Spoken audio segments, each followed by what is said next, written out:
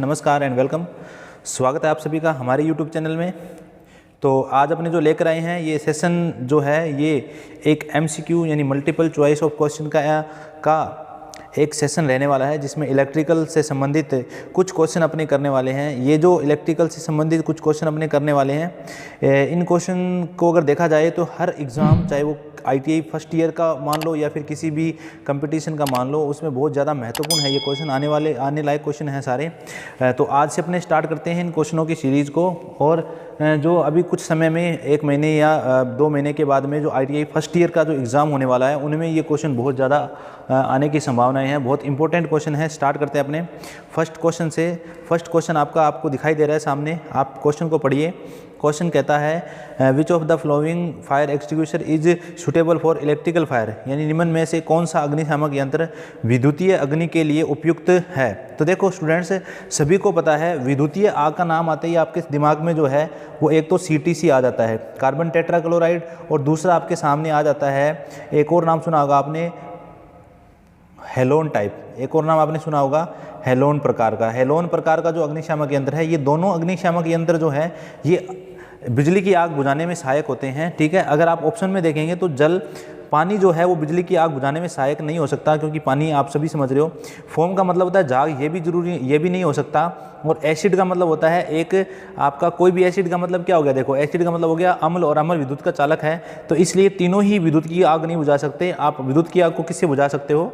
आप बुझा सकते हो ड्राई केमिकल पाउडर या शुष्क रसायन प्रकार के फायर एक्सटिंग्विशर से। ठीक है, फिर आपका नेक्स्ट क्वेश्चन है 2 number, when working with electrical components you should be, मतलब ये हो गया कि विद्युतीय उपकरणों के साथ काम करते समय आपको क्या रखना चाहिए। ठीक है, पहला बोर्ड है कि बहुत तेज़ी से काम करें, नहीं ऐसा नहीं करना चाहिए, आपको तेज़ी से काम नहीं करना चाहिए। सेकेंड ऑप्शन बोल रहा है फ्लो ऑफ रिटर्न प्रोसीजर, मतलब जो आपको लिखित प्रक्रियाओं का पालन करें। इसका अर्थ ये हो गया कि लिखित जो आपके सेफ्टी प्रिकॉशंस है उनका पालन आपको करना चाहिए, ये ठीक हो सकता है। गीले बूट नहीं पहनना चाहिए और काम पूरा होने के बारे में सोचना चाहिए। नहीं, काम पूरा हो ये ज़रूरी नहीं है, काम जो है वो सेफ्टी के साथ पूरा हो ये ज़रूरी है। इसलिए इसका B उत्तर जो है वो सही हो जाएगा आपका। C जो है आपके सामने, electric current pass easily through, यानी कि विद्युत आसानी से प्रवाह या बह सकती है। किस में बह सकती है? तो आप सभी को पता है विद्युत आसानी से बह सकती है। किस में? आसानी से जो विद्युत का वहन होता है वो किस में होता है? सभी को पता है, चालकों में। चालक यानी कंडक्टर इनको बोलते हैं। कंडक्टर जो होते हैं वो विद्युत के बहुत अच्छे चालक होते हैं। कुचालक विद्युत का प्रवाह नहीं करते। अधातु की बात बाद में करेंगे अपने, और ये सभी हो नहीं सकता। तो चालक ऐसे मटेरियल्स होते हैं जो विद्युत धारा का प्रवाह बहुत आसानी से करते हैं किसी भी कंडक्टर के अंदर, किसी भी सर्किट के अंदर। नेक्स्ट आपके पास में क्वेश्चन नंबर 4 और 5 की अपने बात करते हैं। नेक्स्ट आपके साथ पास में क्वेश्चन नंबर है 4 और 5। तो आपने देखेंगे क्वेश्चन नंबर 4 और 5 को। क्वेश्चन नंबर 4 और 5, क्वेश्चन नंबर 4 को आप पढ़ें। क्वेश्चन नंबर 4 आपको दिखाई दे रहा है, ये आपका क्वेश्चन है, which law is applicable in the electrolysis, यानी इलेक्ट्रोलाइसिस में कौन सा नियम लागू होता है। इलेक्ट्रोलाइसिस का मतलब होता है विद्युत अपघटन, और विद्युत अपघटन में आप लोग जो हैं वो फेराडे का नाम पढ़ते हैं। किसका नाम पढ़ते हैं? फेराडे के अपघटन के नियम। फेराडे के अपघटन के नियम आप सभी ने पढ़े हुए हैं, फेराडे के अपघटन के नियम। तो इसलिए जो यहाँ पर आपने नाम भी दिखा हुआ फेराडे लॉ, फेराडे एक ऐसा वैज्ञानिक था जिसने इंडक्शन के नियम भी दिए थे और अपघटन के नियम भी दिए थे। तो फेराडे के अपघटन के नियम जो है वो किससे रिलेटेड होते हैं? इलेक्ट्रोलाइसिस यानी विद्युत अपघटन इसको कहा जाता है, अपघटन से रिलेटेड होते हैं। ठीक है, नेक्स्ट आपके पास जो है, नेक्स्ट आपके पास है फेराडे के अपघटन से संबंधित नियम कंप्लीट हो गए। नेक्स्ट आपके पास में देखो, अगर ओम के नियम की बात करें तो ओम का नियम जो होता है वो आपका वोल्टेज और करंट जो है उसके बीच में रिलेशन को शो करता है। गाउस का नियम जो होते हैं वो इलेक्ट्रिक फ्लक्स यानी कि विद्युत फ्लक्स को बताते हैं। और कूलाम का नियम जो होता है वो बताता है 2 आवेशों के बीच कूलाम बल। कूलाम का नियम आप सभी ने पढ़ा हुआ होगा। कूलाम बल जो होता है वो कूलाम आवेशों के बीच Q1 Q2 अपॉन में d², ये आपने पढ़ा होगा, Q1 Q2 अपॉन में d², इसको शो करता है कूलाम का नियम। नेक्स्ट क्वेश्चन नंबर 5 है आपके सामने, in a lead acid cell hydrogen is giving liberated at question बन गया हिंदी में, एक लेड एसिड सेल में हाइड्रोजन डैश डैश पर मुक्त होती है, यानी हाइड्रोजन जो गैस होती है वो लेड एसिड सेल में कौन से टर्मिनल से मुक्त होती है। तो आपको ध्यान रखना है हाइड्रोजन गैस जो होती है लेड एसिड सेल में, क्वेश्चन नंबर 5 है आपका, तो वो बोथ यानी कि ऋणात्मक और धनात्मक दोनों प्लेटों से क्या होती है, आपकी हाइड्रोजन जो गैस है वो क्या होती है, मुक्त होती है। किसके अंदर, आपका जो सेल है उसके अंदर, ठीक है। नेक्स्ट है hydrogen of the which of the following, next 6 number question है, which of the following is an active material for a lead acid cell, यानी लेड एसिड सेल के अंदर जो सक्रिय पदार्थ है वो क्या होता है। सक्रिय पदार्थ का मतलब हो गया कि सेल के अंदर जो युक्तियाँ काम करती है। तो आप लोग याद रखेंगे सक्रिय पदार्थ कौन कौन से होते हैं। तो देखो आपके पास में जो सबसे पहले तो आपको पता होना चाहिए कि लेड एसिड सेल में होता क्या क्या है। देखो क्वेश्चन नंबर 6 की अपने बात कर रहे हैं, ठीक है। तो सबसे पहले तो आपको पता होना चाहिए कि लेड एसिड सेल में होता क्या है। तो लेड एसिड सेल जो आपका होता है उसके अंदर देखो सबसे पहले पोटेशियम हाइड्रोक्साइड, तो ये लेड एसिड का भाग ही नहीं है पोटेशियम हाइड्रोक्साइड। पोटेशियम हाइड्रोक्साइड का मतलब होता है KOH, ठीक है, ये आपका नहीं है लेड एसिड का भाग। जिंक यानी कि Zn भी लेड एसिड का भाग नहीं है। और अगर बात करें अपने लेड पर ऑक्साइड, लेड पर ऑक्साइड जो होता है ये आपका भाग है किसका, ये आपका भाग है लेड एसिड बैटरी का। लेड पर ऑक्साइड के जो हैं वो पॉजिटिव टर्मिनल होता है, इसको आप लिख सकते हैं PbO2। क्या लिख सकते हैं इसको, PbO2। यानी कि अब इसने पूछा है कि जो आपकी लेड एसिड बैटरी है उसमें कौन सा पदार्थ जो है वो सक्रिय है। तो अपने ये कहेंगे कि इसके अंदर जो लेड पर ऑक्साइड होता है, 3 चीज़ें देखो आपको याद रखनी है। एनोड पर जो टर्मिनल पर जो आपका मटेरियल होगा, दूसरा कैथोड यानी कैटाइन पर जो आपका टर्मिनल हो जो मटेरियल होगा, और थर्ड जो आपका इलेक्ट्रोलाइट होगा, इलेक्ट्रोलाइट। ये 3 चीज़ें जो होती हैं ये आपकी किसी भी बैटरी और सेल के अंदर यानी एनोड, कैथोड और इलेक्ट्रोलाइट जो है वो एक्टिव मटेरियल होते हैं। इसमें एक्टिव मटेरियल आपका क्या है, लेड परऑक्साइड, ठीक है। 7 नंबर क्वेश्चन जो है वो आपको दिख रहा है, SWG का पूरा नाम आपको बताना है। तो आप सभी को बहुत अच्छे तरीके से पता होता है SWG यानी स्टैंडर्ड वायर गेज। और स्टैंडर्ड वायर गेज जो होता है वो किसी भी तार का बाहरी व्यास यानी आउटर डायमीटर मापने के लिए जो है वो SWG का इस्तेमाल किया जाता है। कुछ और बता देता हूँ मैं, SWG का मिनिमम साइज 1 होता है और ज़्यादातर अपने यूज करते हैं 36 SWG, यानी कि 1 नंबर पर आकार सबसे ज़्यादा होगा, आकार बड़ा होगा, आकार क्या होगा, बड़ा, और 36 पर आकार क्या होगा, छोटा। तार का आकार क्या होगा, छोटा। याद रखना है कि जैसे जैसे SWG का नंबर बढ़ता है तार का साइज घटता जाता है, और नंबर बढ़ता जाता है तो तार का साइज जो है वो आपका, जैसे मान लो 1 का आकार सबसे ज़्यादा होगा, 36 का आकार सबसे कम होगा। तो SWG नंबर उल्टे चलते हैं, ध्यान रखना, ठीक है। ये SWG होगा स्टैंडर्ड वायर गेज, बाहरी तार का व्यास मापता है। क्वेश्चन नंबर 8 है आपके सामने, how can earthing resistance become reduce, यानी कि अर्थ प्रतिरोध को कैसे कम किया जा सकता है। अर्थ प्रतिरोध को कैसे कम किया जा सकता है, देखो पहला तो बोल रहा है आपको पानी डालकर, दूसरा बोलता है अर्थिंग प्लेट के आकार क्षेत्रफल को घटाकर, तीसरा बोल रहा है कई अर्थिंगों को श्रेणी में जोड़कर, या बोलता है अर्थिंग प्लेट की गहराई को कम करके, ठीक है। क्वेश्चन नंबर 8 जो है वो आपको दिखाई दे रहा है। क्वेश्चन नंबर 8 बोल रहा है कि आकार अर्थिंग प्लेटों के प्रतिरोध को कम कैसे किया जा सकता है। कम करने का मतलब हो गया रेजिस्टेंस आपको कम करना है। तो देखो रेजिस्टेंस आपने पढ़ा होगा R बराबर ρL में A, रेजिस्टेंस का फॉर्मूला होता है R बराबर ρL में A। अगर आपको रेजिस्टेंस कम करना है या तो आप लोग एरिया कम करो, ठीक है। अगर एरिया कम करोगे तो आप रेजिस्टेंस क्या हो जाएगा आपके पास में, ये देखो आप एरिया को अगर आप बढ़ाते हो तो रेजिस्टेंस क्या होगा, कम। अगर एरिया को कम करोगे तो रेजिस्टेंस क्या होगा, ज़्यादा, यानी कि घटाकर तो आप कम नहीं कर सकते, ठीक है। दूसरा बोल रहा है कई अर्थिंगों को श्रेणी में प्रतिरोध का मान बढ़ता है, सभी को पता है, ठीक है। अर्थिंग प्लेट की गहराई को कम करके, गहराई को कम करोगे तो नमी नहीं मिलेगी, तो ये भी नहीं हो सकता। तो इसलिए अपने क्या करते हैं, याद रखो कि अर्थिंग प्रतिरोध को कम करने के लिए क्या क्या किया जाता है वो भी मैं बता देता हूँ। देखो अर्थिंग प्रतिरोध को कम करने के लिए फर्स्ट ऑफ ऑल तो आप क्या करोगे, नमी का यूज करोगे। किसका यूज करोगे, नमी का। सेकेंडली आप क्या करोगे, सेकेंडली आप यूज करोगे जो आप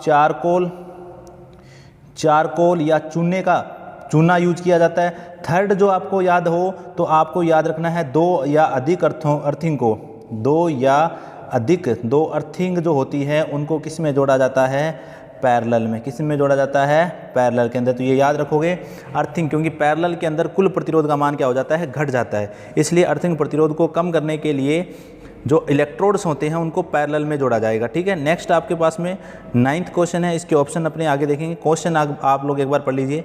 9th क्वेश्चन आपके पास में 9th क्वेश्चन है in delta connected circuit when a resistor is open then the power will be, यानी कि डेल्टा में संयोजित जो प्रतिरोध हैं उनमें से अगर एक प्रतिरोध खुल जाए तो शक्ति क्या होगी। डेल्टा में आपके 3 प्रतिरोध संयोजित हैं, अगर एक प्रतिरोध खुल जाए तो शक्ति क्या होगी ये अपने को बताना है। तो अपने देख लेते हैं, पहले इसके ऑप्शन देख लेते हैं, ऑप्शन क्या है। तो ऑप्शन आपके सामने है, फर्स्ट ऑप्शन आपके सामने है कि अगर एक रेजिस्टेंस आपका ओपन हो जाए डेल्टा में तो शक्ति शून्य हो जाएगी। बी ऑप्शन बोलता है कि 3 गुना बढ़ जाएगी। सी ऑप्शन बोलता है कि 1/3 यानी 1/√3 बार कम हो जाएगी। और डी ऑप्शन बोलता है 1/3 कम हो जाएगी। तो आपको याद रखना है डेल्टा और स्टार के अंदर पावर का जो रेशियो होता है उसमें कितना कम हो जाएगा, 1/√3 जो आपकी पावर है वो कम हो जाएगी अगर एक रेजिस्टेंस आपका डेल्टा में क्या हो जाता है, टूट जाता है। अगर नेक्स्ट क्वेश्चन है 10 number question in a 3 phase system when the load are frequently balance the neutral current is. 3 phase प्रणाली में जब लोड पूरी तरह से संतुलित है तो न्यूट्रल धारा का मान क्या होगा। तो सिंपल सी बात है, आपने पढ़ा होगा 3 बैलेंस मेथड या 3 वाट मीटर मेथड। आपने एक 3 वाट मीटर मेथड पढ़ा होगा, 3 वाट मीटर मेथड, इसको 3 वाट मीटर विधि भी अपने कहते हैं। ये चीज़ आपने पढ़ी होगी वाट मीटर के अंदर। 3 वाट मीटर विधि जो होता है ये एक ऐसा मेथड है जो बैलेंस लोड पर यूज होता है। कौन से लोड पर, बैलेंस लोड, क्योंकि लोड जो है ना वो आपके पास 2 प्रकार का होता है, एक बैलेंस और एक अनबैलेंस। बैलेंस लोड का मतलब होता है संतुलित भार और अनबैलेंस लोड का मतलब होता है असंतुलित भार। संतुलित भार का अर्थ ये हो गया कि जो तीनों फेज हैं उन पर कुल लोड का मान प्रत्येक फेज पर क्या होगा, बराबर होगा। यानी सभी फेज पर अगर मान लो 100 वाट का लोड है तो तीनों फेजों पर 100 वाट का लोड होगा, तो इसको अपने बैलेंस लोड की कैटेगरी में लाएंगे।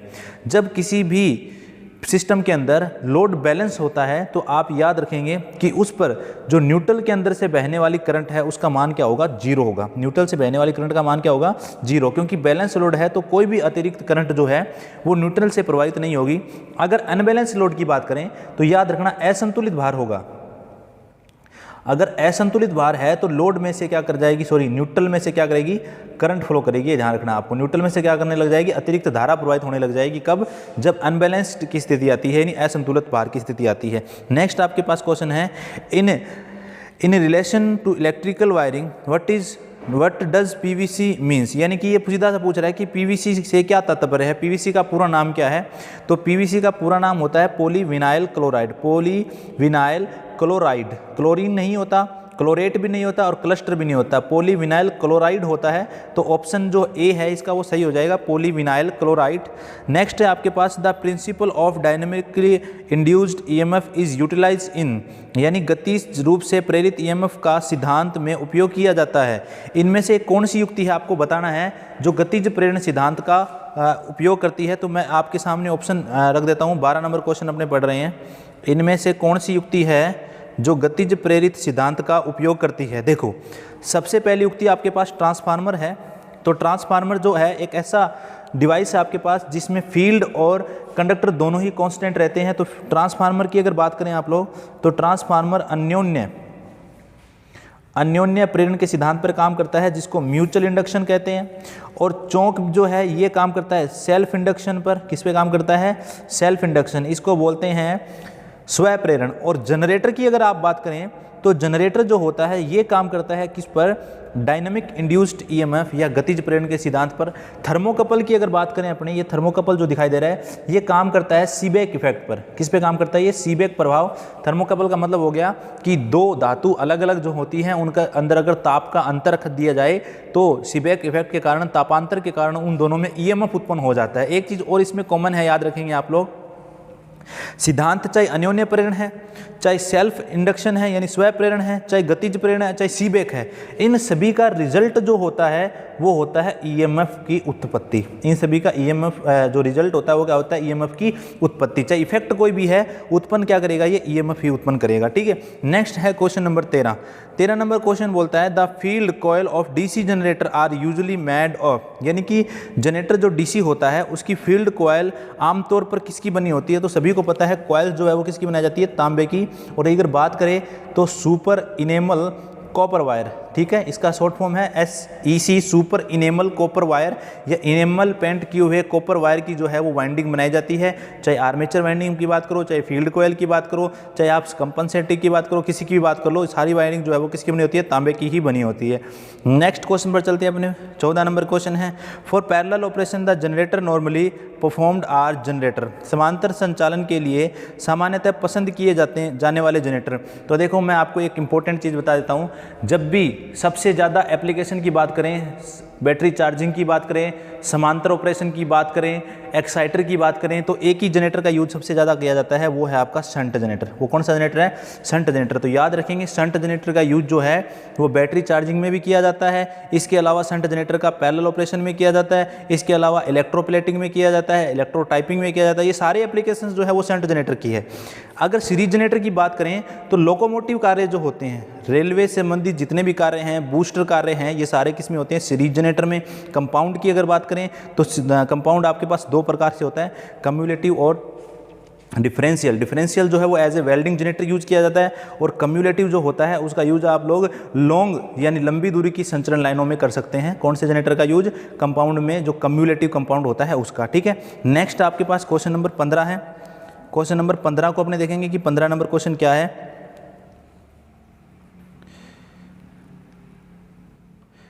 ये क्वेश्चन नंबर 15 पढ़ेंगे आप सभी लोग।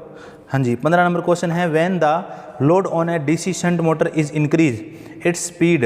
यदि किसी डीसी शंट मोटर पर लोड बढ़ाया जाए तो उसकी गति देखो क्या होगी। तो ऑप्शन ए बोलता है अनुपातिक रूप से बढ़ेगी, रिमेन कांस्टेंट। बी ऑप्शन बोलता है स्थिर रहती है। सी बोलता है इंक्रीज स्लाइटली और रिड्यूस स्लाइटली, थोड़ा घटती है। तो ऑप्शन डी जो है यानी 4 नंबर ऑप्शन है वो बिल्कुल सही रहता है। देखो ये डीसी मोटर के लिए कहा जाता है कि डीसी मोटर जो होता है, जिसमें कौन सी मोटर की बात करें? Shunt motor. शंट मोटर का स्पीड रेगुलेशन, शंट मोटर का स्पीड रेगुलेशन,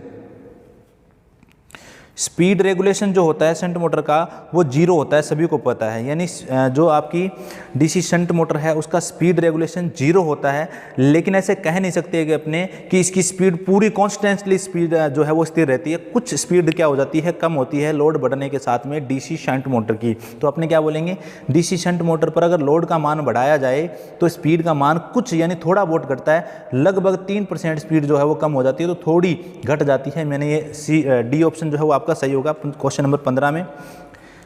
नेक्स्ट आगे है question number 16, in electrical locomotive which of the flowing motor is use. एक चीज़ आप याद रखना, चाहे मोटर की बात करें चाहे जनरेटर की बात करें, अगर आपको एक शब्द मिल जाता है लोकोमोटिव तो आपको बिना सोचे समझे जो है वो सीरीज मोटर को सही कर देना है। लोकोमोटिव कार्य में सबसे ज़्यादा यूज जो किया जाता है वो सीरीज मोटर का किया जाता है, और जनरेटर की अगर बात करें तो सबसे ज़्यादा सीरीज जनरेटर का यूज किया जाता है लोकोमोटिव कार्य के अंदर। ठीक है। लोकोमोटिव का मतलब हो गया रेलवे संबंधित जितने भी कार्य है। इस पर कई बार आपको ये भी लिखा सकता है ट्रैक्शन कार्य, कई बार ये भी लिख सकता है ट्रैक्शन कार्य। ट्रैक्शन कार्य का मतलब होता है खिंचाव संबंधित कार्य जो हैं वो डीसी सीरीज मोटर से किए जाते हैं रेलवे के अंदर। ठीक है। फिर नेक्स्ट है क्वेश्चन नंबर 17। 17 नंबर क्वेश्चन है, when load is removed which of the flowing DC motor will run at extremely high speed. इनमें से कौन सी मोटर है जिस पर लोड हटाने पर बहुत ज़्यादा स्पीड से घूमेगी? तो वो भी आपकी मोटर जो है वो कौन सी मोटर है? देखो मैंने आपको बोला था शंट मोटर की बात करें तो इसकी स्पीड लगभग क्या रहती है? कांस्टेंट। लगभग क्या रहती है? कांस्टेंट। ठीक है। सीरीज मोटर की अगर बात करें तो ये ऐसी मोटर है, इसको नो लोड पर कभी नहीं चलाया जाता। नो लोड पर क्यों नहीं चलाया जाता? अगर आप इसको नो लोड पर स्टार्ट करोगे तो ये स्टार्टिंग में 1.5 गुना करंट लेने के कारण इसकी स्पीड बहुत ज़्यादा होती है, इसलिए इस मोटर को हमेशा लोड पर स्टार्ट किया जाता है। तो लोड हटाते ही सबसे ज़्यादा स्पीड जिस मोटर की बढ़ती है वो सीरीज मोटर है। सीरीज मोटर जो होती है इसकी स्पीड की बात करें तो इसके रोटेशन होते हैं 3000 से लगभग 15000 आरपीएम इसके रोटेशन होते हैं डीसी सीरीज़ मोटर की अगर बात करें तो बहुत ज़्यादा स्पीड से चलने वाली ये मोटर है डीसी सीरीज़ मोटर। नेक्स्ट है आपके पास क्वेश्चन नंबर 18। तो नेक्स्ट क्वेश्चन आपके सामने है स्टूडेंट्स। 18 नंबर क्वेश्चन की बात अपने करते हैं। 18 नंबर क्वेश्चन बोलता है what is the full form of HPMV। यानी HPMV की फुल फॉर्म क्या है? लैंप के बारे में बात कर रहे हैं। देखो दो लैंप होते हैं आपके पास में, एक होता है HPMV, एक होता है आपके पास SPMV। HPMV का मतलब होता है high pressure mercury vapour lamp, इसमें दिख रहा होगा आपको high pressure mercury vapour lamp. Option A आपका सही हो जाता है, high pressure mercury vapour lamp. इसके अलावा कुछ भी सही नहीं होगा। और सोडियम वेपर में भी एक ऐसा होता है high pressure sodium vapour lamp, एक होता है LPHV, सॉरी LP, देखो एक आपके पास है HPMV, इसको बोलते हैं high pressure mercury vapour lamp. एक होता है low pressure mercury vapour lamp, एक होता है high pressure sodium vapour lamp, और एक होता है low pressure sodium vapour lamp. ठीक है, तो ये याद रखना आपको। HPMV जो है वो मर्करी वेपर है, LPMV भी मर्करी लैंप है, और HPSV की बात करें तो सोडियम है, और LPSV की बात करें तो ये भी है सोडियम वेपर लैंप। ठीक है, नेक्स्ट आपके सामने है question number 19। In what form capacitor works for high frequency, उच्च आवृत्तियों के लिए कौन से संधारित्र का यूज किया जाता है? तो याद रखोगे क्या क्वेश्चन है, उच्च आवृत्ति के लिए संधारित्र किस रूप में काम करता है? उच्च आवृत्ति के लिए संधारित्र जो है वो एक प्रकार से, अगर हाई फ्रिक्वेंसी की बात करें तो ट्रांजिस्टर संधारित्र जो होता है वो एज ए शॉर्ट सर्किट की तरह व्यवहार करता है। किसकी व्यवहार करता है? Short circuit. हाई फ्रिक्वेंसी पर जो संधारित्र है वो शॉर्ट सर्किट की तरह व्यवहार करता है, आपको ध्यान रखना है। ऑप्शन 2 है 19 का सही होगा। फिर अगर अपने बात करें क्वेश्चन नंबर 20 की, तो आज का ये लास्ट क्वेश्चन है आपका, विच of the flowing circuit will have zero power factor, इनमें से कौन सा परिपथ है जिसका शक्ति गुणांक 0 होता है? तो ये चीज़ तो शायद आप लोगों को बताने की ज़रूरत नहीं होगी, बता भी देता हूँ फिर भी। अगर प्योर रजिस्टिव सर्किट है तो आपका जो कलांतर होता है वो 0 डिग्री होगा, तो पावर फैक्टर कितना होगा? यूनिटी। अगर आपका इंडक्टर प्योर इंडक्टर है तो कलांतर जो होगा वो 90 डिग्री होगा, तो पावर फैक्टर क्या होगा? 0 होगा। अगर प्योर कैपेसिटर है तो आपका कलांतर होगा 90 डिग्री लीडिंग, ये लीडिंग होता है, ये लैगिंग होता है, तो इसका भी जो पावर फैक्टर है वो कितना होगा? 0। तो यूनिटी पावर फैक्टर केवल प्योर रेजिस्टिव सर्किट का होता है। तो अपने बोलते हैं प्रतिरोधी परिपथ जो होता है उसका जो है वो जो सर्किट आपको प्रतिरोधी सर्किट होगा जो उसका पावर फैक्टर क्या होगा? यूनिटी होगा। तो आज के लिए इतना ही, 20 क्वेश्चन आज अपने करे हैं। नेक्स्ट आगे वाले क्वेश्चन जो बच गए वो अपने इसी सीरीज़ में कंप्लीट करेंगे कल की क्लास में। तो आज की क्लास यहीं तक स्टूडेंट्स, तो ज़्यादा से ज़्यादा इसको शेयर कीजिए और अपने नॉलेज में जो है वो कुछ बढ़ोतरी कीजिए, क्लास को रेगुलर लगाइए। थैंक यू, धन्यवाद, जय हिंद, जय भारत।